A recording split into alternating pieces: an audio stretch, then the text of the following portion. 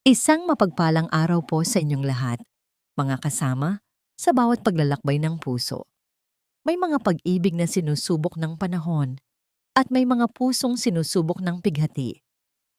Handa na ba kayong pakinggan ang isang kwentong magpapatunay na ang pinakamatinding sakit ay maaaring maging simula ng pinakamatatag na pagbangon? Sabi nila, ang pagtitiis ay isang birtud. Pero paano kung ang bawat patak ng pasensya ay siya ring unti-unting pumapatay sa iyong pagkatao? Hanggang saan aabot ang kayang tiisin ng isang pusong nagmamahal bago ito tuluyang mabasag at piliing buuin ang sarili sa ibang paraan? Halina't pakinggan natin ang kwento ni Tala sa iyang huling patak ng pasensya. Ang malakas na buhos ng ulan ay parang latigong humahampas sa bubong ng bahay. Para kay Tala Serrano, ang bawat patak ay tila isang paalala ng malamig na pakikitungo na matagal na niyang tinitiis sa loob ng tahanang dapat sanay sa kanya rin. Ngunit ang lamig na nararamdaman niya ngayon habang nakatayo sa may bintana ng sala ay hindi na nagmumula sa panahon. Nagmumula ito sa tanawing unti-unting dumudurog sa kanyang puso. Sa labas ng kanilang nakakandadong gate, basang-basa sa ulan at nanginginig sa ginaw, nakatayo ang kanyang nanay at tatay. Ang mga damit nilang panlakad ay lapat na sa kanilang matatandang katawan. Sa tabi nila, sa maputik na gilid ng kalsada, nakakalat ang isang lumang maleta na pilit isinara at ilang mga bayong na naglalaman ng mga damit at personal na gamit. Amora, pakiusap, buksan mo ang pinto. Kakausapin ka lang namin. Narinig ni Tala ang garalgal na tinig ng kanyang ama, pilit na isinisigaw para malabanan ang ingay ng ulan. Ang kanyang ina naman ay humahagulgol na. Ang mga kamay ay nakahawak sa malamig na rehas na bakal. Anak, maawa ka sa amin. Saan kami pupunta ng ganitong oras? Sa likod ng salaming pinto, sa loob ng mainit at tuyong bahay, nakatayo ang biyenan niyang si Amora Conti. Ang kanyang mukha ay kasing tigas ng marmol.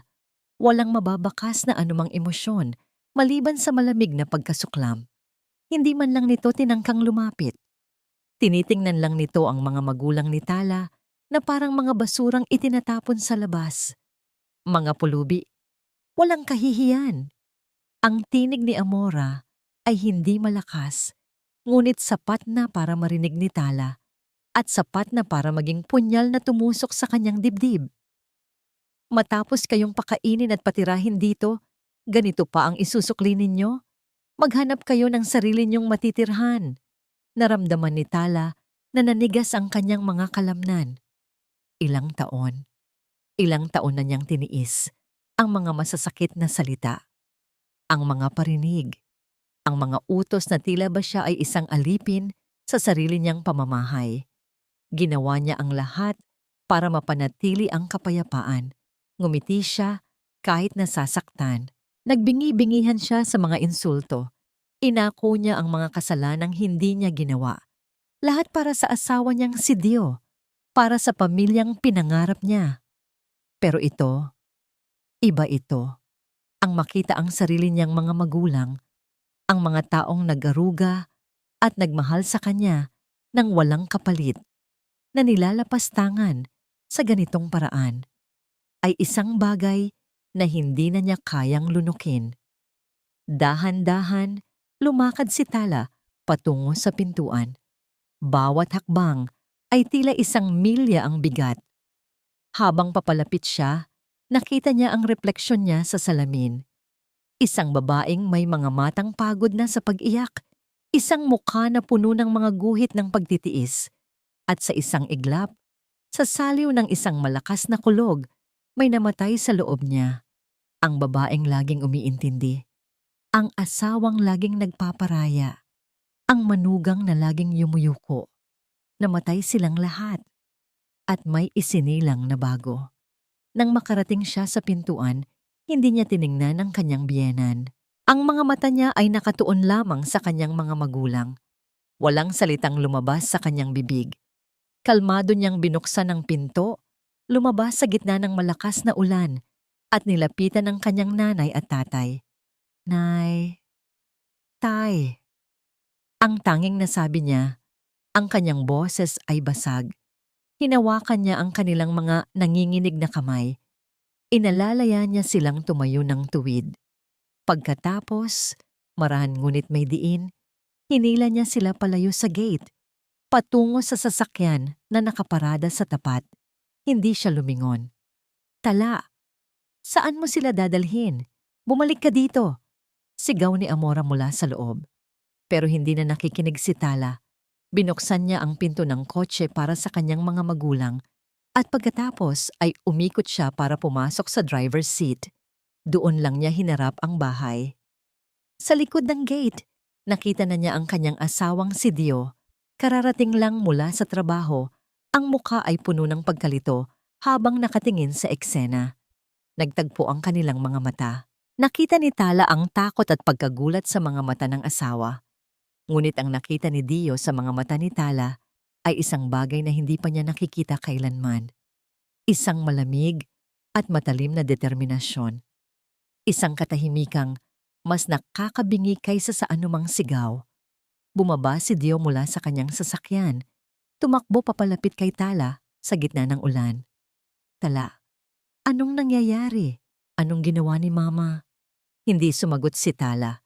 Tinitigan niya lang ang lalaking pinangakuan niyang makasama habang buhay. Ang lalaking paulit-ulit na nangakong poprotektahan siya. Ngunit paulit-ulit ding nabigo. Tinitigan niya ang bahay na minsan niyang tinawag na tahanan. Isang tahanan na naging kanyang personal na impyerno. Sa wakas, nagsalita si Tala. Ang kanyang boses ay walang emosyon, kalmado at pinal. Ibebenta ko ang bahay na to. Natigilan si Dio. Ang mga salita ni Tala ay umalingaw-ngaw sa isip ni Dio. Mas malakas pa sa patuloy na pagpatak ng ulan sa bubong ng kanilang sasakyan. Ibebenta ko ang bahay na to. Hindi ito isang banta. Hindi ito isang sumpong na dala ng galit. Ito ay isang hatol. Nakatitig lang siya sa asawa habang mabilis nitong pinaandar ang sasakyan palayo sa kanilang bahay, palayo sa kanya. Sa loob, tahimik na humihikbi ang biyenan niyang babae, habang ang biyenan niyang lalaki naman ay blangkong nakatingin sa labas. Ang mga mata ay nawalan ng dating sigla. Si Tala, na nasa manibela, ay hindi umiimik. Ang kanyang mga kamay ay mahigpit na nakahawak dito. Ang kanyang panga ay matigas. Ito ang pinakakinatatakutan ni Dio, ang katahimikan ni Tala. Mas gugustuhin pa niyang sumisigaw ito, nagagalit, umiiyak. Pero ang kalmadong pagwawalang bahala na ito ay parang isang pader na hindi niya kayang sirain. Ang buong biyahe patungo sa bahay ng kapatid ni Tala, kung saan sila pansamantalang tutuloy, ay nabalot ng mabigat na katahimikan. Walang nangahas na magsalita. Para kay Dio, ang bawat metro na kanilang tinatahak ay naglalayo sa kanya sa babaeng kanyang pinakasalan. Matapos niyang tulungang maipasok ang mga gamit at maihatid ang mga magulang ni Tala, sinubukan niyang kausapin ito. Tala, mag-usap tayo, pakiusap. Mahina niyang sabi, hinawakan ng braso nito. Marahas itong inalis ni Tala. Wala na tayong dapat pag-usapan, Dio. Umuwi ka na sa nanay mo.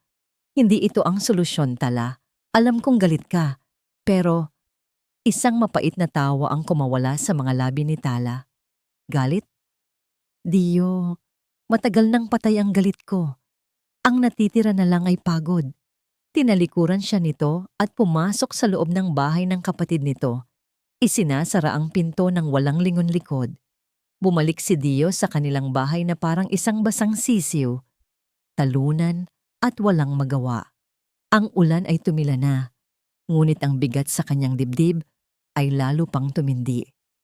Pagpasok niya, naabutan niya ang kanyang ina na naglalakad-lakad sa sala, parang isang leon sa loob ng hawla. Nasaan na siya? Ang walang utang na loob mong asawa? Bungad agad ni Amora, ang mga mata ay nag-aapoy. Mama, tama na po. Pagod na sabi ni Dio. Anong tama na? Siya ang dapat tumigil. Nakita mo ba ang ginawa niya? Pinalayas niya ako sa sarili kong pamamahay. Hindi kanya pinalayas, ma. At bahay din niya to. Hindi napigilang sagot ni Dio. Isang malutong na sampal ang dumapo sa pisngi ni Dio. Kinakampihan mo pa siya? Matapos ang lahat ng ginawa ko para sa'yo? Pinalaki kitang maging isang matinong lalaki, hindi isang sunod-sunuran sa asawa. Napahawak si Dio sa kanyang pisngi, hindi dahil sa sakit, kundi sa pagkabigla. Ang kanyang ina, ang babaeng dapat niyang igalang, ay siya ring taong sumisira sa kanyang buhay. At siya, ang lalaking dapat na tagapagtanggol ng kanyang asawa, ay walang nagawa. Sa gitna ng kanilang pagtatalo, bumukas ang pinto. Pumasok si Tala. Ang muka ay blanko. Dala-dala ang isang malaking bag.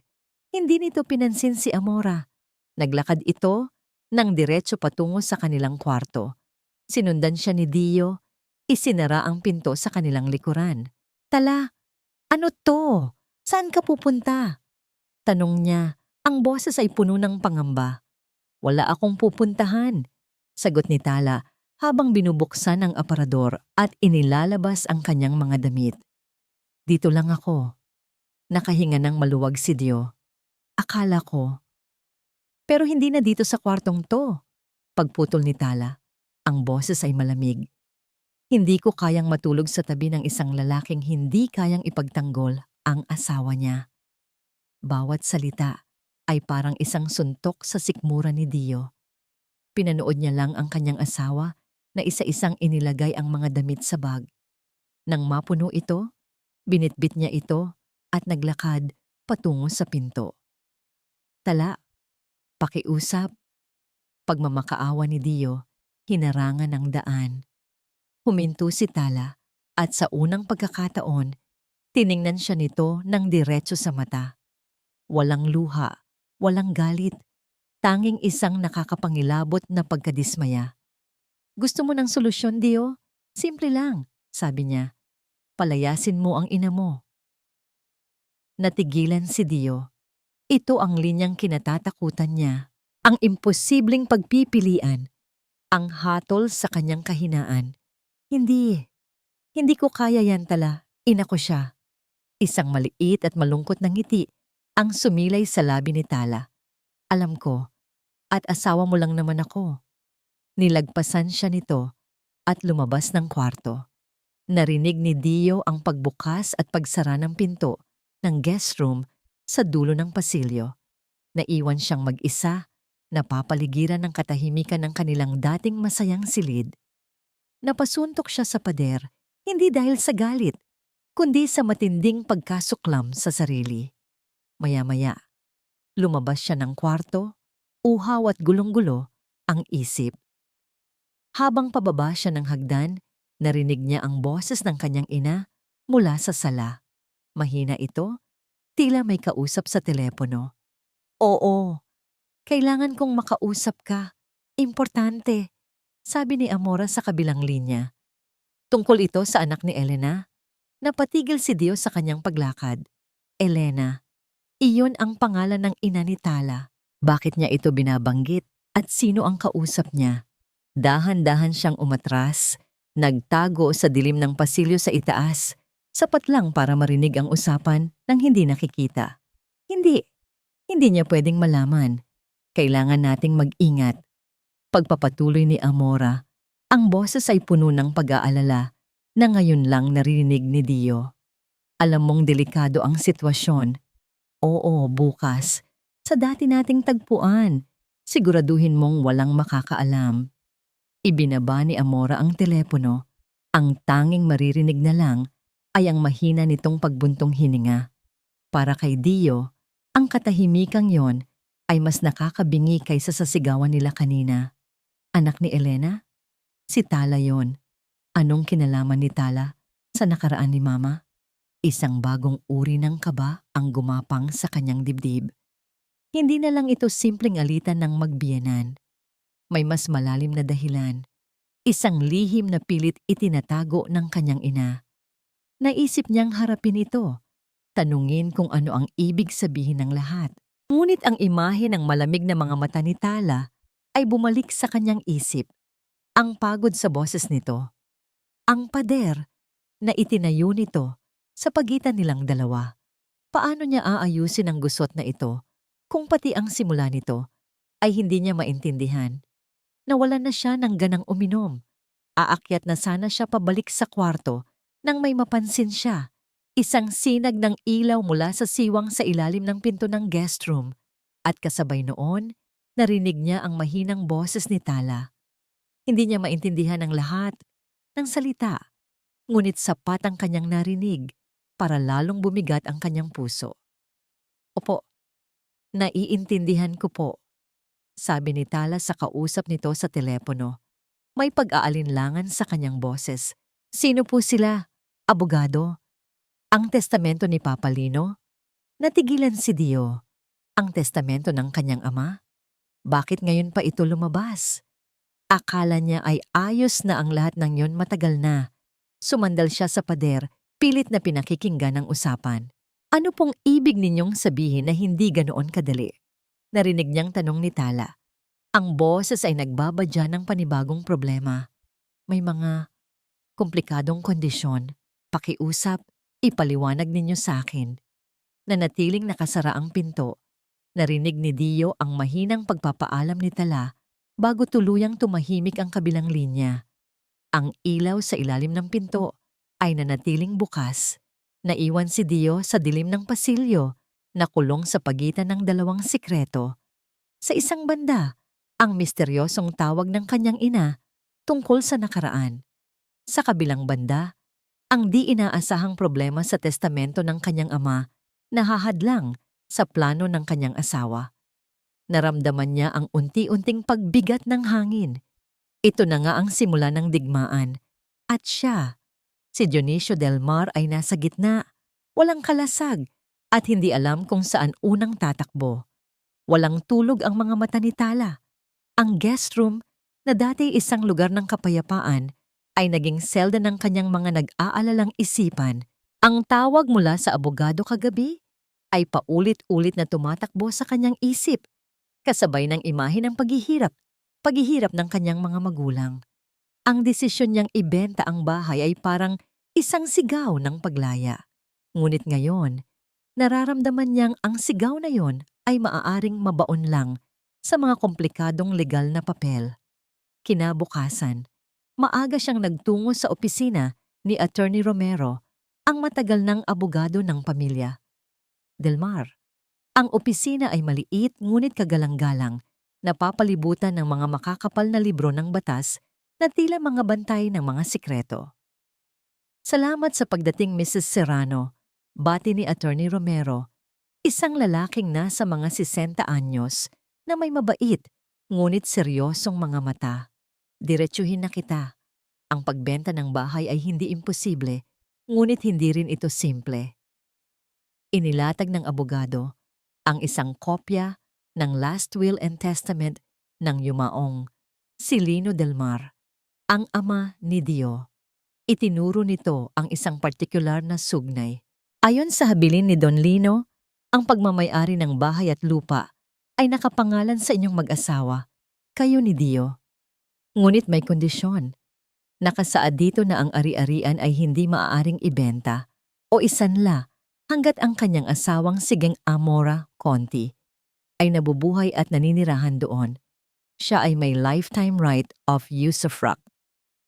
Para kay Tala, ang mga salitang iyon ay parang isang kadena na muling ikinakabit sa kanyang mga paa. Ibig sabihin, wala akong karapatan? May karapatan ka bilang may-ari, pero limitado ito. Malinaw na paliwanag ng abogado. Hindi mo siya maaring paalisin at hindi mo maaring ibenta ang property nang walang malinaw na pagsang-ayon niya. Ang tanging paraan ay kung mapapatunayan sa korte na may ginawa siyang labag sa batas na direktang nakakasira sa ari-arian o sa kapakanan mo bilang co-owner. Napabuntong hininga si Tala. Isang legal na laban, isang prosesong magastos, matagal, at tiyak na lalong magpapalala sa gulo. Iyon mismo ang gusto ni Amora. Isang gulo kung saan siya ang laging panalo. Umalis si Tala sa opisina na mas mabigat ang kalooban. Para magpalamig ng ulo, dumaan siya sa palengke ng bayan ng Batisinag para bumili ng ilang prutas na dadalhin sa kanyang mga magulang. Ngunit ang lugar na dati puno ng masasayang alaala ay tila naging isang entablado ng kanyang kahihiyan. Habang namimili siya ng mangga, narinig niya ang bulungan mula sa kabilang tindahan. Siya yan, di ba? Ang manugang ni Aling Amora. Kawawa naman si Aling Amora. Matanda na, inaapi pa ng sariling manugang. Narinig ko, pinalayas daw ang matanda sa sariling pamamahay. Walang utang na loob. Napahigpit ang hawak ni Tala sa kanyang bayong. Hindi siya lumingon. Nagkunwari siyang walang narinig. Ngunit ang bawat salita ay tumagos sa kanyang puso. Ganito pala kabilis kumalat ang lason ni Amora. Sa isang iglap, siya na ang naging kontrabida sa kwento. Nagbayad siya at mabilis na umalis. Hindi na makayanan ang mga mapanghusgang tingin at nakakainsultong bulungan na sumusunod sa kanya. Dala ang prutas at ang bigat ng mundo sa kanyang mga balikat. Dumiretso si Tala sa bahay ng kanyang kapatid. Naabutan niya ang kanyang inang si Elena na nag-iisa sa sala, nagtutupi ng mga damit. Nay, tawag niya. Ang boses ay pagod. Anak, kumusta ka? Ayos ka lang ba? Sinalubong siya ni Elena ng mahigpit na yakap. Sa yakap ng kanyang ina, unti-unting lumabas ang mga luhang kanina pa niya pinipigilan. Nay, ang hirap-hirap po pala. Sumbong niya habang humahagulgol. Ikinuwento niya ang lahat. Ang sinabi ng abogado, ang mga tsismis sa palengke.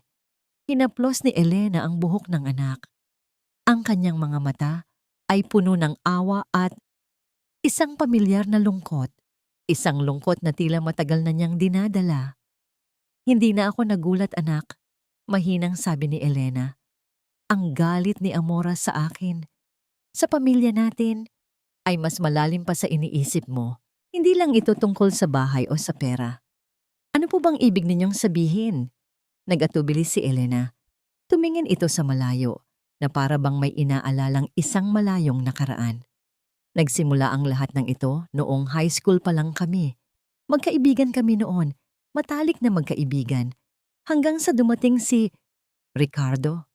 Sa pagbanggit pa lang ng pangalan, nag-iba ang anyo ni Elena. Isang anino ng sakit ang dumaan sa kanyang mga mata. Si Ricardo, ang una at tanging lalaking minahal ko ng lubos. Natigilan si Tala. Ito ang unang beses na narinig niya ang pangalang iyon. Ang alam niya, ang pangalan ng kanyang ama ay ang kasalukuyang asawa ng kanyang ina.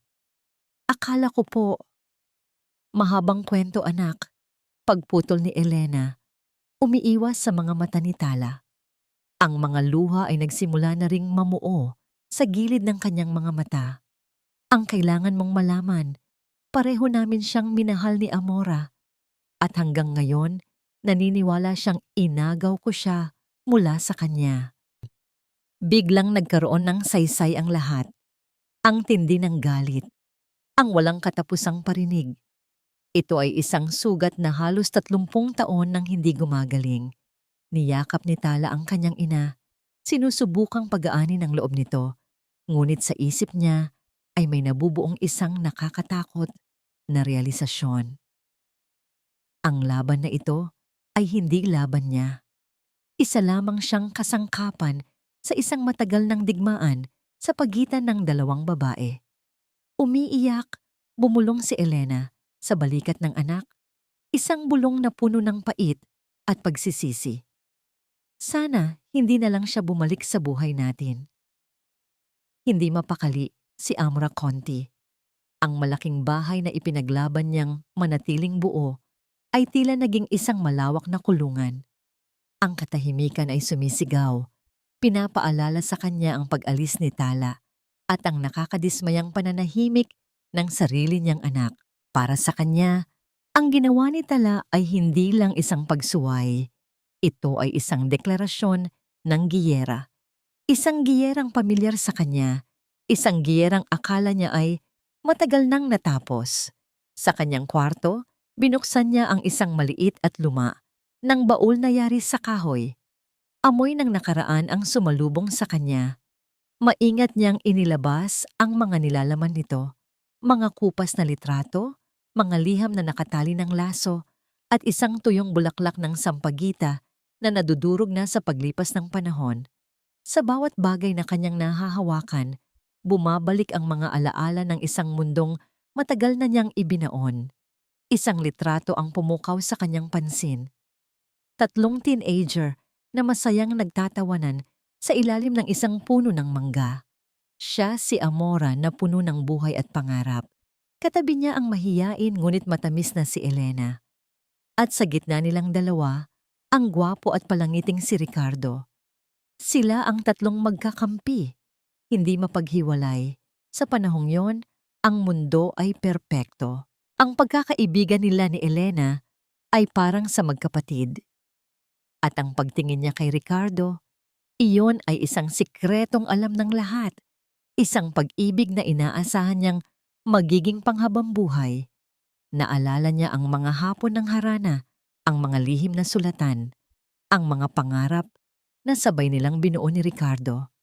Si Elena ang lagi niyang kasabwat, ang taga-abot ng kanyang mga liham, ang taga-aliw sa tuwing nagtatampo siya. Si Elena ang kanyang pinagkakatiwalaan ng higit kanino man. Ngunit ang matamis na alaala ay biglang napalitan ng isang mapait na larawan sa kanyang isip. Isang gabi, sa kanilang paboritong tambayan sa may dalampasigan, kung saan sila madalas magkwentuhan tungkol sa hinaharap. Hinanap niya ang dalawa, ngunit hindi niya sila makita. Hanggang sa isang sulok, sa ilalim ng sinag ng buwan, natanaw niya sila. Nakaupo sa buhanginan, magkaahawak kamay. Nakita niya kung paano hinaplos ni Ricardo ang pisngi ni Elena at kung paano ito yumuko, puno ng hiya, ngunit may kilig sa mga mata. Ang eksenang yon ay hindi para sa kanya. Siya ang sobrang piyesa. Ang sakit ay hindi dumating na parang isang pagsabog. Dumating ito na parang isang malamig na agos na unti-unting lumalamon sa kanyang buong pagkatao. Ang kanyang matalik na kaibigan at ang lalaking kanyang minamahal sa likod niya. Isang pagtataksil na sumira, hindi lang sa kanyang puso, kundi pati na rin sa kanyang tiwala sa mundo. Ibinagsak ni Amora ang litrato, pabalik sa baul. Ang sakit ng nakaraan ay kasing sariwa pa rin ng sakit na nararamdaman niya ngayon. Ang pagtataksil ni Elena noon ay kapareho lang ng pagtataksil ni Tala ngayon. Pareho silang mga ahas, pareho silang mga agaw, hindi na niya kaya. Ang galit na 30 taon niyang kinimkim ay kailangan ng sumabog. Mabilis siyang nagbihis, kinuha ang susi ng kanyang kotse at nagmaneho ng walang pag-aalinlangan. Bawat tapak niya sa silinyador ay isang tapak sa kanyang galit.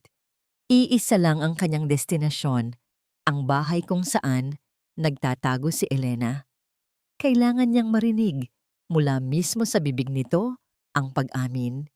Kailangan niyang isampal dito ang lahat ng sakit na idinulot nito sa kanya. Malakas at walang pakundangan ang pagkatok ni Amora sa pinto. Si Elena mismo ang nagbukas at ang gulat sa mukha nito ay mabilis na napalitan ng takot. Amora, anong ginagawa mo dito? Huwag ka nang magkunwari, Elena. Sigaw ni Amora. Itinulak ng bahagya ang pinto para makapasok. Akala mo ba, habang buhay mong maitatago ang pagiging ahas mo, pinalaki mo ang anak mo na maging katulad mo, isang mang-aagaw. Wala kang karapatang magsalita ng ganyan sa anak ko. Depensa ni Elena, ang boses ay nanginginig. Karapatan? Ikaw ang walang karapatan. Inagaw mo sa akin ang lahat. Inagaw mo si Ricardo. Sinira mo ang buhay ko. Ang bawat salita ni Amora ay puno ng lason at pait na naipon sa loob ng 30 taon. Ang kanilang mga sigawan ay umalingaw-ngaw sa maliit na sala. Hindi mo alam ang nangyari. Hindi mo alam ang sakripisyo ko. Umiiyak na sagot ni Elena. Sakripisyo? Ang tawag doon ay katrayduran. Sigaw ni Amora. Ang mukha ay isang pulgada na lang ang layo mula kay Elena. Sinira ninyo ang pamilya ko. At ngayon, ang anak mo naman ang sumisira sa pamilya ng anak ko. Pare-pareho lang kayo. Doon na napuno si Elena. Ang takot sa kanyang mga mata ay napalitan ng desperasyon at galit. Itinulak niya si Amora palayo. Wala kang alam sa totoong nangyari, Amora. Wala kang alam. Hinawakan ni Amora ang braso nito. Kung ganoon, sabihin mo sa akin. Sabihin mo sa akin ang totoo. Ngunit imbes na sumagot, umiling-iling lang si Elena. Ang mga luha ay malayang dumadaloy sa kanyang pisngi. Hinila niya ang kanyang braso, tumakbo patungo sa pinto at isinara ito ng buong lakas. Isang malakas na kalabog ang nagpatigil sa lahat. Naiwan si Amora sa loob ng sala, humihingal at nanginginig. Ang huling sigaw ni Elena ay umalingaw-ngaw sa kanyang tainga. Wala kang alam. Ilang araw na ang lumipas na tila ba may isang makapal na pader ng yelo sa pagitan ni Tala at Dio. Nagkikita sila sa bahay kapag kumukuha si Tala ng iba pa niyang gamit, ngunit ang kanilang mga pag-uusap ay kasing ikli at kasing lamig ng hangin sa madaling araw. Para kay Tala, bawat araw na lumilipas ay lalong nagpapatigas sa kanyang desisyon. Ang sakit na dulot ng ginawa ni Amora sa kanyang mga magulang ay isang apoy na patuloy na nag-aalab. Tinutupok ang anumang natitirang lambot sa kanyang puso para kay Dio. Isang hapon, pagdating niya sa bahay ng kanyang kapatid, matapos ang isa na namang nakakapagod na araw, nagulat siyang makita si Dio na nag-aabang sa labas ng gate. Nakatayo ito sa tabi ng kotse nito, may hawak na isang paper bag. Ang amoy na nagmumula roon ay pamilyar. Amoy ng paborito niyang inihaw na pusit mula sa isang maliit na kainan sa tabing dagat. Ang lugar kung saan sila madalas tumambay noong bago pa lang silang magkasintahan. Umuwi ka na, Dio. Sayang lang ang oras mo. Malamig na sabi ni Tala. Hindi man lang ito tinitingnan habang binubuksan ang gate. Tala, pakiusap, sabi ni Dio. Ang boses ay mababa at puno ng pagsusumamo. Hindi ito lumapit, nanatili lang sa kinatatayuan. Hindi para makipag-ayos. Gusto ko lang maramdaman ulit na asawa kita. Kahit 5 minuto lang. Huminto si Tala sa paglalakad. May kung anong kirot ang gumuhit sa kanyang dibdib. Sa kabila ng lahat, sa kabila ng matigas na pader na kanyang itinayo, ang boses ni Dio ay may kakayahan pa ring abutin ang isang maliit na bahagi ng kanyang puso. Dalhin lang kita sa paborito nating lugar. Pagpapatuloy nito. Hindi tayo mag-uusap kung ayaw mo. Manonood lang tayo ng sunset. Pagkatapos, ihahatid kita pabalik. Pangako. Nag-alinlangan si Tala. Ang isang bahagi niya ay sumisigaw na huwag, na ito ay isang patibong. Ngunit ang isa pang bahagi, ang pagod na bahagi niya, ay hinahanap-hanap ang kahit isang saglit na kapayapaan, isang paalala ng buhay na mayroon sila bago ang lahat ng gulo. Hindi niya namalayan ang sarili na tumango. Ang biyahe nila patungo sa dalampasigan ay tahimik. Ngunit hindi ito ang nakakabinging katahimikan ng mga nagdaang araw. Mayroong isang pamilyar na kagaanan. Pagdating doon, inilatag ni Dio ang isang maliit na banig sa buhanginan. Umupo sila, may sapat na pagitan, at pinanood ang dahan-dahang paglubog ng araw sa dagat. Ang kalangitan ay nagkulay kahel, rosas at lila.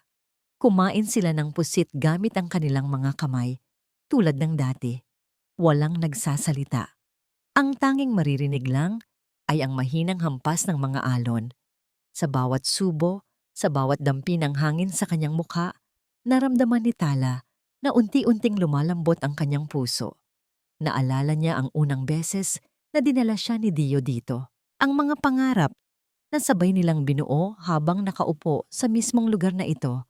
Ang lalaking katabi niya ngayon, ang lalaking minahal niya ng walang pag-aalinlangan. Posible pa bang maibalik iyon? Alam ko, kasalanan ko ang lahat. Biglang sabi ni Dio. Binasag ang katahimikan. Hindi ito nakatingin sa kanya, kundi sa papalubog na araw. Alam kong palagi na lang akong bigo. Tala. Duwag ako. Pero hindi dahil hindi kita mahal. Nakinig lang si Tala.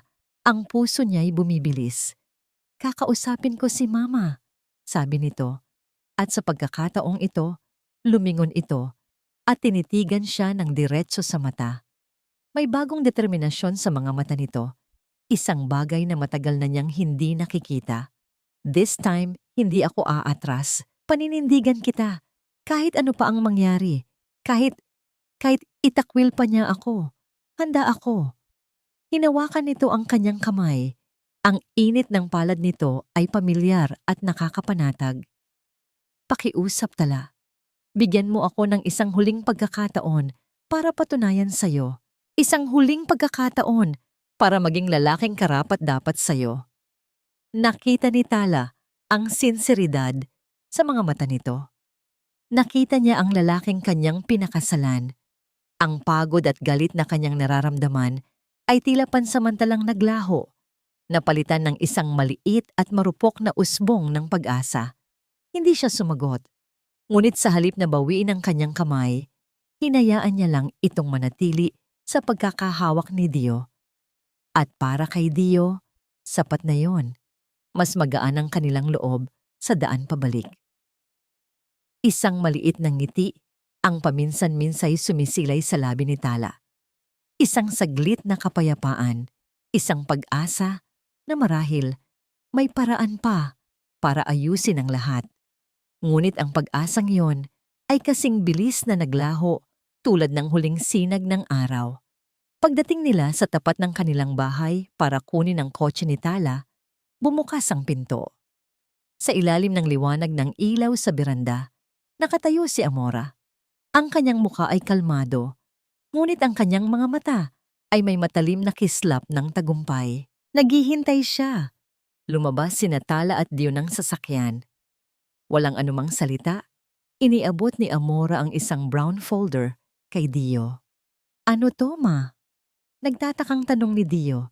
Hindi siya sinagot ni Amora. Ang mga mata nito ay nakatuon lamang kay Tala, isang mapanuyang ngiti ang gumuhit sa kanyang mga labi. Tingnan natin kung kaya mo pa akong labanan pagkatapos nito. Ang panandaliang kapayapaan na naramdaman ni Tala sa dalampasigan ay naglahong parang bula. Sa loob ng sala, ang tensyon ay mas masahol pa kaysa dati. Pakiramdam ni Dio ay nasa gitna siya ng isang firing squad at ang tanging bala na kailangan para magsimula ang putukan ay ang laman ng brown folder na hawak niya. Ano ba talaga to, Ma? Muling tanong ni Dio. Ang boses niya ay may halong inis at kaba. Buksan mo para malaman mo. Kalmadong sagot ni Amora. Umupo ito sa paborito nitong silya na tila isang reyna sa kanyang trono. Nanginginig ang mga kamay ni Dio habang binubuksan ang folder. Sa loob, naroon ang mga kopya ng mga lumang dokumento, mga bank statement, mga kasunduan sa negosyo, at isang legal na affidavit. Habang binabasa niya ang mga ito, unti-unting nanlalaki ang kanyang mga mata sa pagkabigla. Ito ba yung... Hindi niya matuloy ang sasabihin. Oo, anak, sabi ni Amora. Ang boses ay may diin. Iyan ang katibayan. Katibayan kung paanong ang pamilya ng asawa mo ang dahilan kung bakit tayo muntik nang mawalan ng lahat. Humarap si Amora kay Tala. Natahimik lang na nakatayo sa isang sulok, pinapanood ang lahat.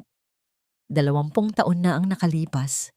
Ang ama ni Tala, ang kinikilala niyang ama, pagdidiin ni Amora, ay pumasok sa isang negosyo. Kasama ang yumaong ama ni Dio. Pinagkatiwalaan siya ng asawa ko. Binigyan niya ng malaking puhunan. Pero ano ang ginawa niya? Tinakbo niya ang pera. Nalugi ang negosyo at iniwan niya ang papa ni Dio na baon sa utang at kahihiyan. Iyan ang dahilan kung bakit kinailangan naming ibenta ang halos lahat ng aming ari-arian noon. Iyan ang dahilan kung bakit nagkasakit sa puso ang papa mo, Dio. Dahil sa pamilya niya, ang bawat salita ni Amora ay parang isang dagok na tumama kay Dio. Ang kwentong yun, narinig na niya iyon noong bata pa siya, ngunit hindi kailanman binanggit ng kanyang mga magulang kung sino ang taong sangkot. At ngayon, hindi, hindi totoo yan, mahinang sabi ni Tala. Ang kanyang boses ay nanginginig. Mabuting tao ang tatay ko, hindi niya magagawa yan. Talaga ba? Mapanuyang tanong ni Amora. Nandyan ang mga papeles, Tala. Tingnan mo, ang pangalan at pirma ng ama mo. Itinago ko yan sa loob ng maraming taon dahil ayokong magdulot pa ng gulo. Pero ikaw ang nagsimula nito, kaya tatapusin ko. Ang pangako ni Dio kay Tala sa dalampasigan ay umalingaw-ngaw sa kanyang isip. Paninindigan kita. Ito na ang pagkakataon. Ito na ang sandali. Ngunit ang mga dokumento sa kanyang kamay, ang mga alaala ng paghihirap ng kanyang ama, ang mga taon ng galit na kinimkim ng kanyang ina, lahat ay bumuhos sa kanya ng sabay-sabay. Humarap siya kay Tala. Ngunit sa halip na proteksyon, ang nakita ni Tala sa mga mata ni Dio ay pagdududa. Tala, totoo ba to? Tanong. Ang boses ay puno ng pagkalito at sakit. May alam ka ba dito? Para kay Tala, ang tanong na yon ay mas masakit pa sa isang sampal. Ang lalaking ilang oras lang ang nakalipas ay nangakong ipaglalaban siya. Ngayon ay siya na mismo ang nag-aakusa. Ang maliit na usbong ng pag-asa sa kanyang puso ay biglang nalanta at namatay. Isang mapait at walang buhay na tawa ang kumawala sa kanyang mga labi. Hindi niya sinagot ang tanong ni Dio. Sa halip, tinitigan niya ito. Ang kanyang mga mata ay puno ng kalinawan ng isang taong tuluyan ng sumuko. Kahit kailan, hindi mo talaga ako pinaniwalaan, no? Mahina niyang sabi, hindi ito isang tanong, kundi isang konklusyon. Hindi sa ganoon tala pero, huwag ka nang magpaliwanag, Dio. Pagputol niya, ang boses ay kalmado na ulit. Ang nakakatakot na kalmadong narinig ni Dio noong gabing umalis ito. Ngayon, malinaw na sa akin ang lahat. Tumingin siya mula kay Dio patungo kay Amora, na ngayon ay may ngiti ng tagumpay sa kanyang mga labi. Nakikita na ni Tala ang buong larawan. Isa lamang siyang pawn sa laro ni Amora, at si Dio, ang kanyang asawa, ay hindi niya kakampi. Walang anumang salita, tumalikod si Tala at nagsimulang maglakad patungo sa pinto. Tala, saan ka pupunta? Mag-usap tayo. Sigaw ni Dio, akmang susunod. Huminto si Tala sa may pintuan, ngunit hindi siya lumingon. Tapos na tayo, Dio. Simula ngayon, mag-isa na lang akong lalaban. Pagkatapos ay lumabas siya, isinasara ang pinto sa kanyang likuran, at kasabay nito, isinasara na rin ang huling kabanata ng kanilang pag-ibig. Ang bawat hakbang ni Tala palayo sa bahay na yon ay parang isang suntok sa kanyang dibdib. Hindi na niya naramdaman ang galit. Ang nararamdaman niya ay isang malawak at malamig na kawalan. Ang huling sinag ng pag-asa na dala ng pangako ni Dio sa dalampasigan ay tuluyan ng namatay. At ang naiwan ay ang madilim na katotohanan. Nag-iisa na lang siya. Hindi siya umuwi sa kapatid niya. Hindi niya kayang harapin ang kanyang ina na may dalang panibagong kabiguan. Hindi niya kayang ipakita ang durog niyang puso. Kaya't naglakad siya ng walang patutunguhan, hinahayaan ng kanyang mga paa na dalhin siya kung saan man. Ang mga ilaw ng poste sa bayan ng Batisinag ay tila mga bituing nanunuya mula sa malayo. Napadpad siya sa isang maliit na kapihan sa sentro ng bayan. Umupo siya sa isang mesa sa sulok kung saan tanaw niya ang mga taong dumaraan sa labas. Mga mag-asawang magkahawak kamay, mga pamilyang masayang nagtatawanan, mga magkaibigang nagkwekwentuhan, bawat isa sa kanila ay isang paalala ng lahat ng bagay na nawala sa kanya. Umorder siya ng kape, ngunit hindi niya ito ininom. Pinanood niya lang ang singaw na unti-unting naglalaho, tulad ng init ng pagmamahal na minsan niyang naramdaman. Binalikan niya ang mga alaala. Ang araw na una niyang nakilala si Dio, ang nangngiti nito na kayang magpaliwanag ng pinakamadilim na araw. Ang mga pangako nito sa harap ng altar, sa hirap at ginhawa, hanggang kamatayan. Mga salitang naging abo na lang ngayon.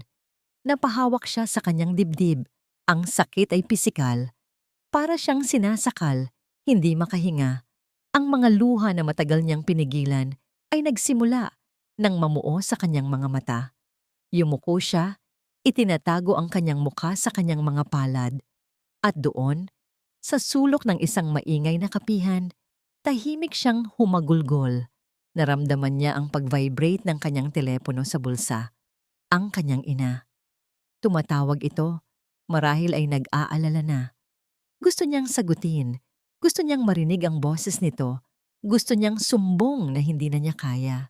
Ngunit hindi niya magawa. Pinindot niya ang ignore. Pinutol ang tanging koneksyon na meron siya. Sa sandaling iyon, pinili niyang mag-isa. Pagod na siya sa pagiging malakas. Pagod na siyang lumaban. Pagod na siyang umasa. Nang tumila ang kanyang pag-iyak, isang nakakapanghina na ideya ang pumasok sa kanyang isip. Paano kung sumuko na lang ako? Paano kung hayaan na lang niya si Amora na manalo? Paano kung bumalik na lang siya, yumuko ulit, at tanggapin na lang ang kanyang kapalaran? Marahil, mas madali iyon, mas hindi masakit. Tumayo siya, nag-iwan ng bayad sa mesa, at lumabas sa malamig na gabi. Ang ulan ay nagsimula na namang pumatak, isang mahinang ambon na dumadampi sa kanyang mukha na parang mga luha mula sa langit. Naglakad siya at dinala siya ng kanyang mga paa sa tapat ng isang pamilyar na gusali. Ang opisina ng real estate, kung saan una siyang nagtanong tungkol sa pagbenta ng kanilang bahay. Nakatayo lang siya sa kabilang kalsada, nakatingin sa karatula. Ito ang simbolo ng kanyang paglaban, ang kanyang nag-iisang sandata. Ngunit ngayon, ito ay parang isang paalala lang ng kanyang kabiguan. Akmang tatalikod na siya, handa ng talikuran ng lahat, handa ng sumuko, nang biglang tumunog ulit ang kanyang telepono. Isang hindi pamilyar na numero. Sasagutin niya sana para pagsabihan, ngunit iba ang nakasulat sa screen. Attorney Romero. Nag-alinlangan siya. Ano pa kaya ang kailangan nito? Para sabihing wala na talagang pag-asa? Ngunit may kung anong nag-udyok sa kanya na sagutin ito. Hello? Mahina niyang sagot. Miss Serrano? Tala? Si Attorney Romero ito, sabi ng boses sa kabilang linya. Mayroong kakaibang pagmamadali sa tono nito. Pasensya na sa abala sa ganitong oras, pero kailangan kong makausap ka. Attorney, kung tungkol po ito sa bahay, ako na po. Hindi lang tungkol doon. Pagputol ng abogado. May mas importante pa. May isang bagay sa testamento ni Mr. Lino Del Mar na kailangan ninyong malaman agad. Ang mga salita ni Attorney Romero ay nag-iwan ng isang maliit na kislap ng intriga sa madilim na gabi ni Tala. May isang bagay sa testamento ni Mr. Lino Del Mar na kailangan ninyong malaman agad. Hindi ito pag-asa, kundi isang misteryo. Ano pa ba ang maaaring nakatago sa isang dokumentong matagal nang naisara? Kinabukasan, tumawag si Tala kay Dio. Ang kanilang pag-uusap ay maikli at formal. Sinabi niya ang utos ng abogado. Kailangan nilang magharap-harap sa opisina nito para sa isang formal reading ng testamento. Bakit kailangan pa niyan? Akala ko ba ayos na ang lahat? Naguguluhang tanong ni Dio. Ang boses niya ay pagod at may halong pagsisisi. Hindi ko alam, malamig na sagot ni Tala. Pero sinabi ng abogado na mandatory ang presensya nating dalawa at ni Mama Amora. Isang sandaling katahimikan ang namagitan sa kanila. Pati si Mama Elena, dagdag ni Tala na ikinagulat din niya. Inaanyayahan din daw siya. Ang kahilingan ay kakaiba at nakakabahala. Bakit kailangang isama ang kanyang ina sa isang usaping legal ng pamilya Del Mar? Ngunit wala silang nagawa, kundi sumunod. Ipinarating ni Dio ang balita sa kanyang ina na sa unay tumanggi at tinawag itong isang kalokohan, ngunit sa huli ay pumayag din ng may pagbabanta. Si Tala naman ang kumumbinsi sa sarili niyang ina na takot sa ideya na muling makaharap si Amora. Dumating ang araw ng pagkikita.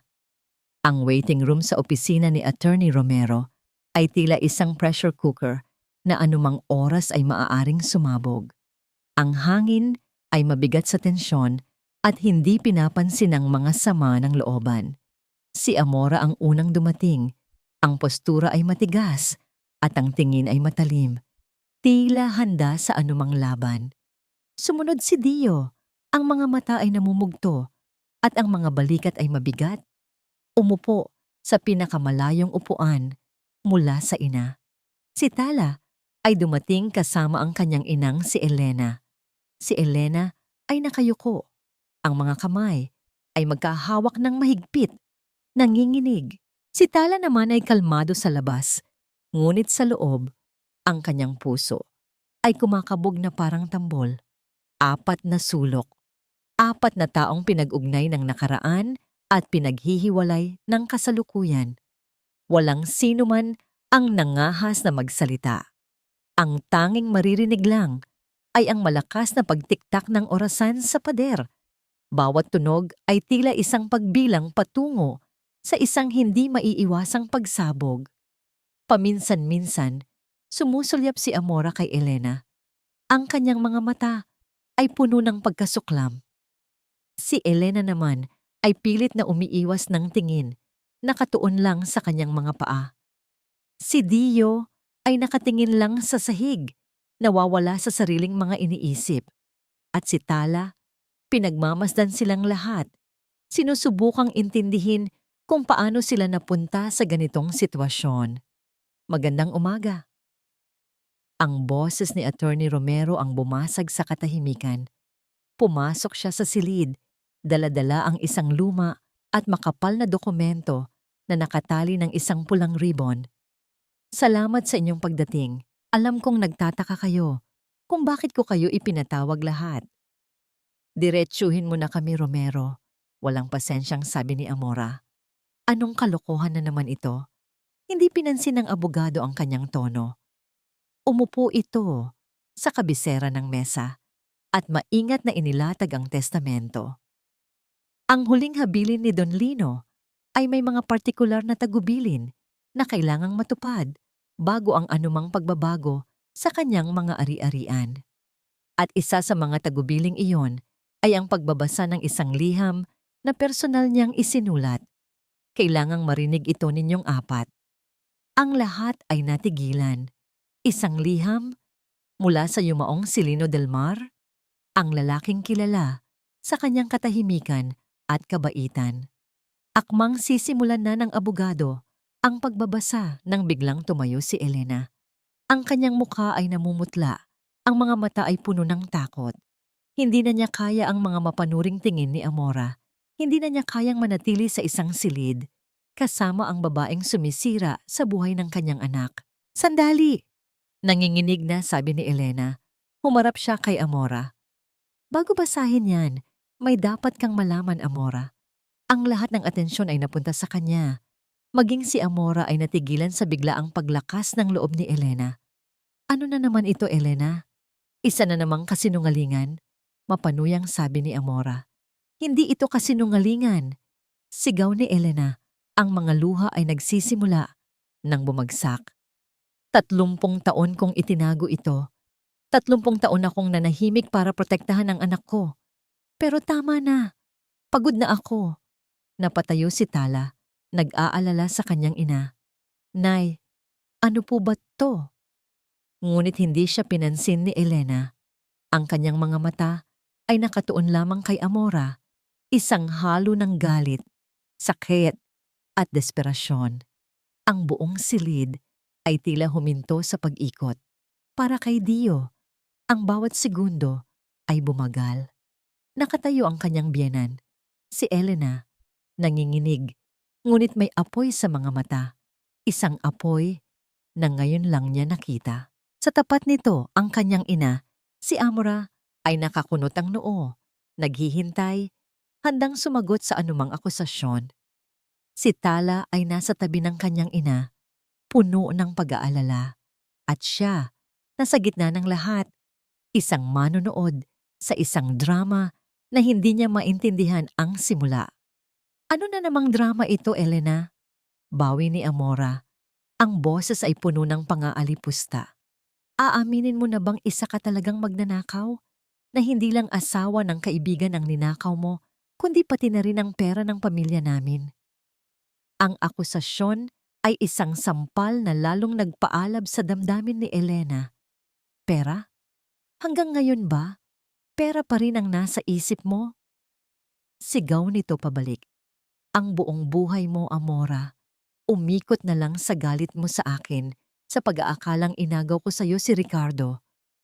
Hindi ako nag-aakala. Nakita ko. Giit ni Amora. Nakita? Ang nakita mo ay isang piraso lang ng buong kwento. Isang pirasong pinili mong paniwalaan dahil mas madaling manisi kaysa umintindi. Tumigil na po kayo. Pakiusap ni Tala sa ina, ngunit tila wala na itong naririnig. Si Elena ay humakbang palapit kay Amora. Galit na galit ka sa akin. Galit na galit ka sa pamilya ko. At ang galit na yan, ipinasa mo sa anak ko, si Tala. Ang inosente kong anak na walang ginawa kundi mahalin ang anak mo. Bumaling ang nangingilid na mga mata ni Elena kay Tala. Isang tingin ng paumanhin at malalim na pagmamahal. Pagkatapos, muli itong humarap kay Amora. Ang kanyang boses ay naging isang matalim na bulong na tumagos sa buong silid. Galit ka sa anak ko? Bawat salita ay may bigat. Ang katahimikan ay nakakabingi. Kahit si Attorney Romero ay hindi gumagalaw, na para bang naiintindihan niyang isang mahalagang sandali ang nagaganap. Ang anak ko. Pagpapatuloy ni Elena, ang kanyang boses ay nabasag sa gitna ng kanyang mga hikbi, na dugo at laman ni Ricardo. Ang lalaking sinasabi mong inagaw ko sa'yo. Kung ang katahimikan kanina ay mabigat, ang katahimikan ngayon ay nakamamatay. Napasinghap si Tala. Nay, ano pong si Dio ay natigilan. Ang kanyang utak ay pilit na pinoproseso ang mga salita. Dugo at laman ni Ricardo. Ang lalaki mula sa nakaraan. Ang dahilan ng lahat ng away. Ang ama ni Tala? Hindi. Hindi maaari. Ngunit ang pinakamatinding reaksyon ay nagmula kay Amora. Ang kanyang mukha ay nawalan ng lahat ng kulay. Ang kanyang mga labi ay bahagyang bumukas, ngunit walang tunog na lumabas. Ang kanyang mga mata, na kanina lang ay nag-aapoy sa galit, ngayon ay nanlalaki sa purong pagkabigla at hindi paniniwala. Ang kanyang buong pagkatao ay tila isang salamin na biglang nabasag sa 1,000 piraso. Hindi. Ang tanging salitang nagawa niyang ibulong. Nagsisinungaling ka. Hindi ako nagsisinungaling, Amora. Hagulgol ni Elena. Umalis siya bago pa niya malaman na buntis ako. At ang tatay ni Tala, ang lalaking nagpalaki sa kanya, ay tinanggap siya. Minahal siya na parang tunay na anak, para lang ilayo siya sa kahihiyan. Itinago ko ang lahat ng ito para protektahan siya, para bigyan siya ng normal na buhay. Isang buhay na pilit mong sinisira ngayon. Ang mga salita ay bumuhos na parang isang malakas na agos, nilulunod ang lahat ng kasinungalingan at maling akala na bumalot sa kanila sa loob ng 30 taon. Napatingin si Dio sa kanyang asawa. Si Tala ay nakatayo na, parang isang estatwa. Ang kanyang mukha ay isang blangkong maskara ng pagkabigla. Ito pala ang sikretong itinatago ng kanyang pamilya. Ito pala ang dahilan kung bakit ganito na lang ang galit ng kanyang ina. Ngunit ang mas masakit na realisasyon ay ang para kay Amora. Ang babaeng kinamumuhian niya. Ang babaeng walang awa niyang inapi. Ang babaeng pilit niyang sinisiraan. Ang babaeng iyon ay ang nag-iisang anak ng lalaking pinakamamahal niya sa buong buhay niya. Ang babaeng iyon ay ang buhay na alaala ng kanyang nawalang pag-ibig. Dahan-dahan, napatingin si Amora kay Tala. Ang kanyang tingin ay hindi na puno ng galit. Ito ay isang halo ng pagkalito, sakit, pagsisisi, at isang bagay na hindi pa nakikita ni Dio sa kanyang ina kailanman. Isang malalim at nakakawasak na pagkabigo. Ang matigas na postura ni Amora ay unti-unting gumuho. Ang kanyang mga balikat ay nanghina. Ang kanyang mga mata ay nagsimulang mamasa. Humarap siya kay Tala. Ang kanyang bibig ay nanginginig. Sinusubukang bumuo ng isang salita. Isang tanong. Ano? Iyon lang ang lumabas. Isang salitang basag at puno ng paghihirap. At pagkatapos noon, wala nang sumunod, kundi ang isang mabigat at nakakawasak na katahimikan. Ang salitang ano na binitiwan ni Amora ay nanatiling nakabitin sa ere. Isang tanong na walang sino man ang makasagot. Ang bigat ng revelasyon ay dumagan sa bawat isa sa silid. Para kay Tala, ang sahig ay tila gumuho sa ilalim ng kanyang mga paa. Ang buong pagkatao niya, ang pundasyon ng kanyang buhay, ay biglang nayanig. Ang lalaking kinilala niyang ama ay hindi niya tunay na ama. At ang babaeng kinamumuhian niya, nang higit sa lahat, ay may koneksyon sa kanya na hindi niya kailanman inakala. Sa gitna ng nakabibinging katahimikan, tumikhim si Attorney Romero. Ito ay isang banayad na paalala na mayroon pa silang misyon na kailangang tapusin. Ang kanyang kilos ay nagbigay ng pahintulot sa lahat na huminga muli. Kung maaari po, magalang na sabi ng abogado, ang kanyang mga mata ay puno ng pag-unawa. Kailangan po nating ituloy ang dahilan kung bakit tayo naririto. Walang tumutol. Ang lahat ay tila manhid. Hinahayaan na lang ang tadhana na magpatuloy sa kanyang plano. Maingat na inalis ni Attorney Romero ang pulang ribon at ibinuklat ang testamento. Ngunit hindi ang mga legal na probisyon ang una niyang binasa. Kinuha niya ang isang nakahiwalay at medyo naninilaw ng sulat kamay na liham. Isang liham mula kay Don Lino Del Mar na isinulat niya 1 linggo bago siya pumanaw. Anunsyo ng abogado. Ang kanyang boses ay naging malumanay na tila nagbibigay buhay sa mga salita ng isang matagal ng kaibigan. Sa aking pinakamamahal na pamilya at kay Elena, panimula ng sulat. Ang pagbanggit sa pangalan ng ina ni Tala ay muling nagdulot ng gulat. Kung binabasa ninyo ito, marahil ay matagal na akong wala. At marahil, ang mga lihim na matagal nating itinago ay lumabas na sa liwanag. Huwag kayong mag-alala. Hindi ako nagagalit. Sa katunayan, matagal ko nang hinihintay ang araw na ito. Amora, mahal ko. Pagpapatuloy ng abogado, ang boses niya ay nagbago na para bang si Lino mismo ang nagsasalita. Alam ko ang lahat. Alam ko ang tungkol kay Ricardo. Alam ko ang sakit na idinulot niya sa'yo. At alam ko rin ang katotohanan tungkol kay Tala. Sinabi sa akin ni Elena ang lahat bago pa man sila ikasal ni Dio. Napasinghap si Amora, ang mga kamay ay napahawak sa kanyang bibig. Si Lino, alam niya? Hindi ko sinabi sa'yo, hindi dahil sa hindi kita mahal, kundi dahil sa labis kitang mahal. Nakita ko kung paano ka nilamon ng galit. Nakita ko kung paano naging lason sa iyong puso ang nakaraan. At natakot ako. Natakot ako na kapag nalaman mo ang katotohanan, mas lalo ka lang masasaktan. Ngunit nagkamali ako. Ang pagtatago ko pala ang mas nakasakit sa ating lahat. Nagsimulang gumuho ang demo, ang depensa ni Amora.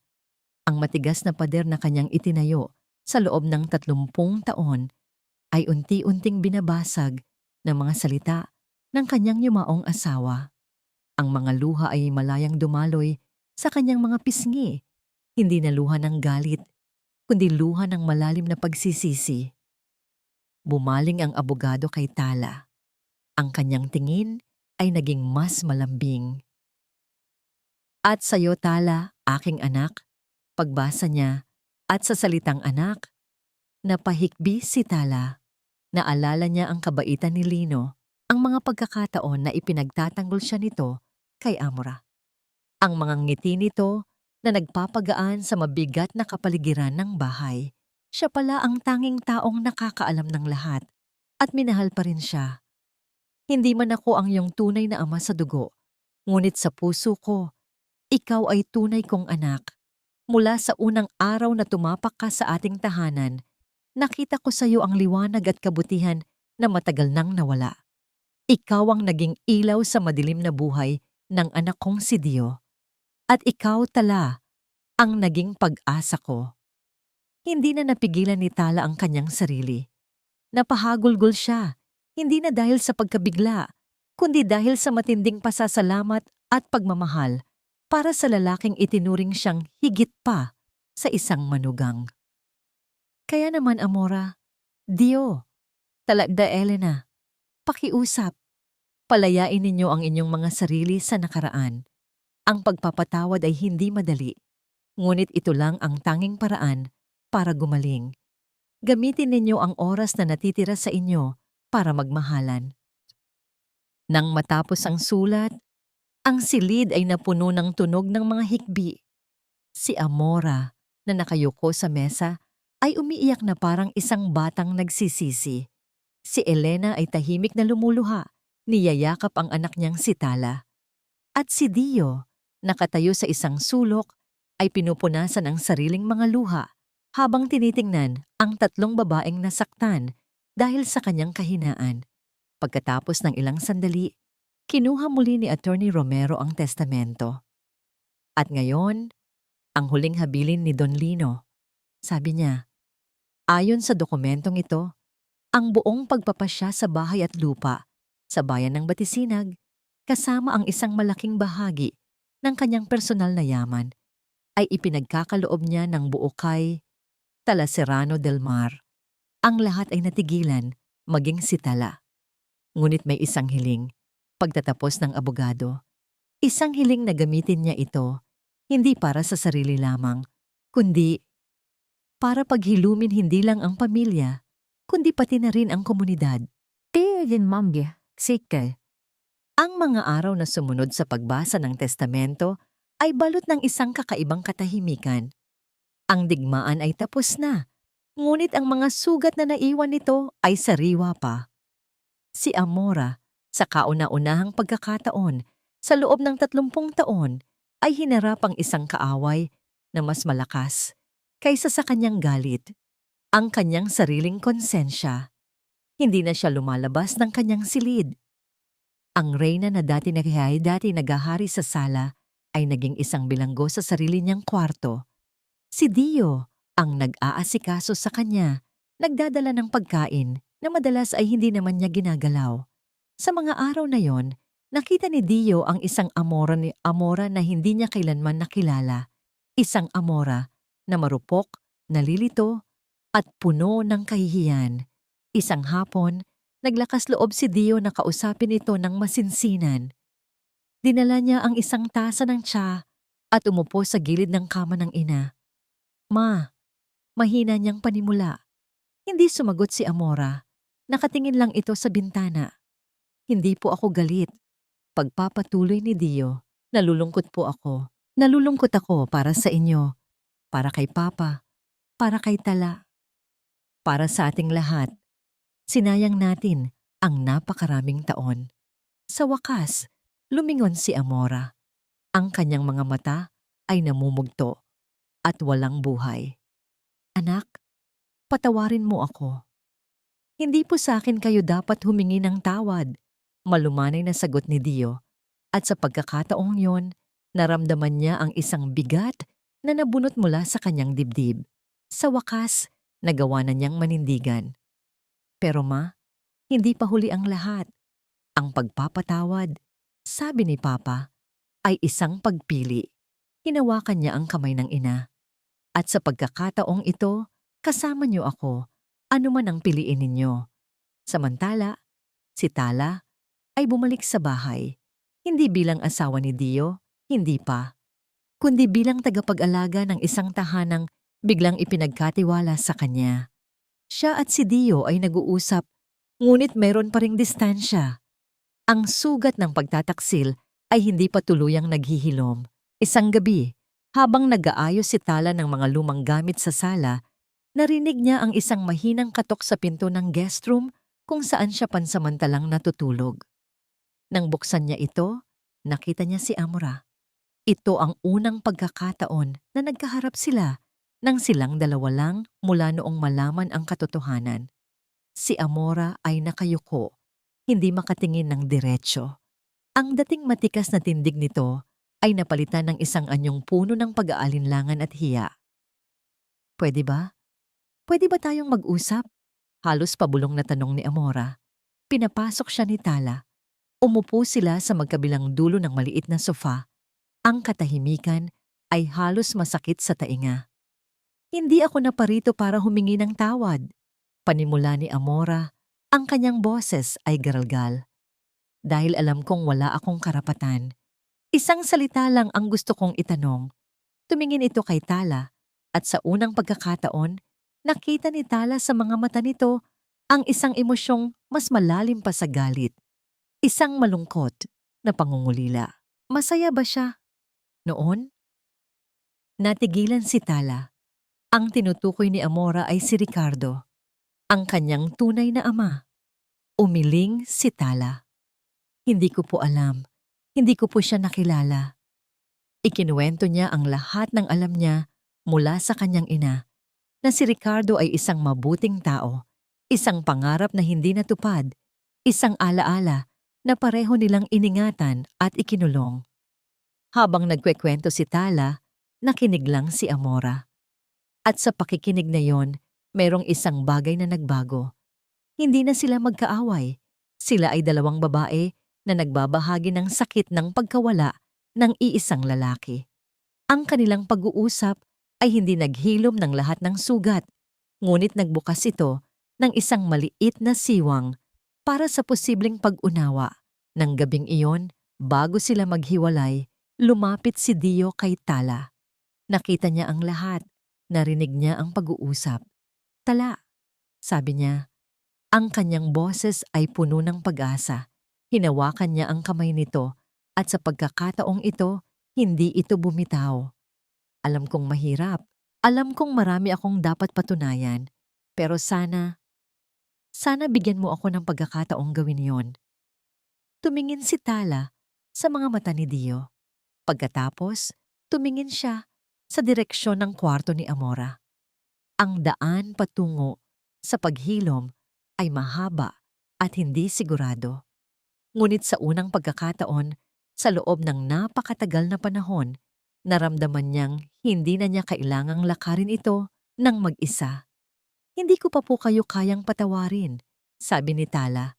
Ang kanyang mga mata ay nakatuon kay Amora habang ito'y papasok sa kanyang silid. Pero siguro, bumaling siya kay Dio, isang maliit at marupok na ngiti ang sumilay sa kanyang labi. Pwede nating simulan ulit. Makalipas ang 6 na buwan, ang bahay sa bayan ng Batisinag ay hindi na isang larangan ng digmaan. Ito ay nabago. Ang dating madilim na sala ay pininturahan ng masayang kulay. Ang mga bintana ay laging bukas. Hinahayaang pumasok ang sikat ng araw at ang sariwang hangin. Hindi na ito isang bahay na puno ng galit, kundi isang tahanan na puno ng bagong simula. Ang isang bahagi ng bahay ay ginawang isang maliit na opisina. Sa pader, nakasabit ang isang simpleng karatula na gawa sa kahoy, Pondong Talahiraya. Ito ang naging sagot ni Tala sa huling habilin ni Lino. Hindi niya ipinagbili ang bahay. Sa tulong ng perang ipinamana sa kanya, ginamit niya ito upang bumuo ng isang foundation, isang pundasyon na nakatuon sa pagtulong sa mga kababaihan at pamilya sa kanilang komunidad na dumaraan sa mga pagsubok, mga problemang legal, pinansyal at emosyonal. Ang kanyang personal na sakit ay isinalin niya sa isang mas malaking layunin. Sa araw ng formal na pagbubukas, isang maliit na salo-salo ang idinaos sa hardin. Naroon ang mga kaibigan, mga kapitbahay, at ang mga unang benepisyaryo ng pundasyon. Nakatayo si Tala sa isang maliit na entablado, nanginginig ng bahagya habang hawak ang mikropono. Sa kanyang tabi, nakatayo si Dio. Ang kamay nito ay laging nakaalalay sa kanyang likod. Isang tahimik na presensya ng suporta at pagmamalaki. Ang kanilang relasyon ay hindi pa perpekto. Ito ay isang dahan-dahang proseso ng muling pagtatayo ng tiwala, ladrilyo, bawat ladrilyo. Ngunit ngayon, sila ay magkasama, nakaharap sa iisang direksyon. Magandang hapon po sa inyong lahat, panimula ni Tala. Ang kanyang boses ay malinaw at matatag. Ang pondong talahiraya ay isinilang mula sa isang madilim na kabanata ng aming buhay. Ngunit tulad ng isang bituin na kailangan ng dilim upang magniningning, at tulad ng hiraya, ang bunga ng isang pangarap, naniniwala po kami na ang bawat pagsubok ay maaring maging simula ng isang bagong pag-asa. Ang kanyang mga mata ay naglakbay sa mga panauhin. Nakita niya ang kanyang mga magulang, magkatabing nakaupo. Ang kanyang ina, si Elena, ay may ngiti na sa wakas ay umabot na sa kanyang mga mata. Sa tabi nito, ang kanyang kinilalang ama na may tingin ng purong pagmamalaki para sa anak na pinalaki niya. Sa isang mesa na medyo malayo, mag-isang nakaupo si Amora. Hindi na siya ang dating reyna. Ang kanyang damit ay simple. Ang kanyang mukha ay may mga guhit na ng kapayapaan. Hindi sila naging matalik na magkaibigan ni Elena at marahil ay hindi na kailanman. Ngunit sa pagitan nila, mayroon ng isang tahimik na paggalang, isang pag-intindi na pareho silang biktima ng isang mapait na nakaraan. Nagtama ang kanilang mga mata ni Tala. Tumango si Amora, isang tango ng pagkilala at pasasalamat. Tumango, pabalik si Tala, isang tango ng pagtanggap. Ang pundasyong ito, pagtatapos ni Tala, ay alay namin sa isang taong nagturo sa amin ng kahalagahan ng pagpapatawad at pagmamahal na walang kondisyon. Para sa iyo ito, Papa Lino. Tumingala siya sa kalangitan, isang ngiti ang sumililay sa kanyang mga labi, na para bang alam niyang nakatingin ito mula sa itaas, kasama ang isang lalaking hindi man niya nakilala, ngunit bahagi na ngayon ng kanyang kwento. Pagkatapos ng kanyang talumpati, sinalubong siya ng palakpakan at mga yakap. Habang abala ang lahat, isang babae ang mahiyong lumapit sa kanya. May karga itong isang maliit na sanggol at bakas. Sa mukha nito, ang hirap ng buhay. Ma'am Tala? Mahinang tanong ng babae. Ako po yung humihingi ng tulong para sa kaso ko. Ngumiti si Tala, isang nangiting mainit at puno ng habag. Hinawakan niya ang kamay ng babae. Huwag po kayong mag-alala, sabi niya. Nandito kami, hindi ka nag-iisa. At sa sandaling iyon, sa gitna ng hardin na dati saksi sa maraming luha, natagpuan ni Tala Serrano del Mar ang kanyang tunay na tahanan, hindi sa isang istruktura na gawa sa bato, kundi sa isang pusong natutong magpatawad, magmahal muli, at gawing liwanag ang pinakamatinding dilim. At dito po nagtatapos ang kwento ni Tala, Amora at Dio, isang kwentong nagpapaalala sa atin na ang mga sugat ng nakaraan, gaano man kalalim, ay may kakayahang maghilom. Ipinakita sa atin na ang tunay na pagpapatawad ay hindi paglimot, kundi isang matapang na pagpili na bumitaw sa bigat ng galit at bigyan ng puwang ang kapayapaan sa ating mga puso. Ang pagtayo para sa ating sarili ay hindi nangangahulugan ng paghihiganti, kundi ng pag-alam sa ating halaga at paggamit nito para makagawa ng kabutihan. Maraming salamat po sa inyong walang sawang pagsubaybay at pakikinig sa ating kwento. Naway may napulot kayong aral at inspirasyon. Ano po ang masasabi ninyo sa naging kapalaran ni Tala? Kayo, kung nasa kalagayan niya, ano ang inyong gagawin? I-comment nyo lang po sa ibaba. At sabihin nyo na rin kung anong klaseng kwento ang gusto ninyong marinig sa susunod. Hindi dito nagtatapos ang ating paglalakbay. Marami pa pong kwentong kasing ganda at mas puno ng aral dito sa aming channel. Kung nagustuhan nyo ang kwentong ito, i-like, i-share sa pamilya at mga kaibigan, at mag-subscribe na rin para lagi kayong updated sa mga susunod pa naming kwento. I-click niyo ang notification bell para kayo ang unang makarinig kapag may bago kaming upload. Pagpalain po kayo ng Panginoon, kayo at ang inyong buong pamilya. Hanggang sa muli.